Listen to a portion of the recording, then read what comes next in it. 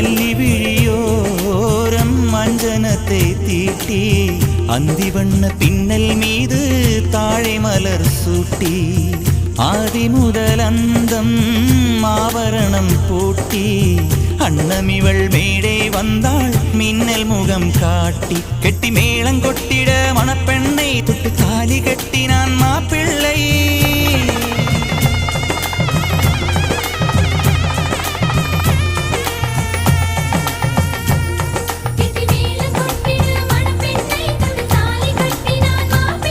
இந்த ஏழை நெஞ்சமும் நீ வாழ என்றும் பூக்கள் நீ வாழ நலமாக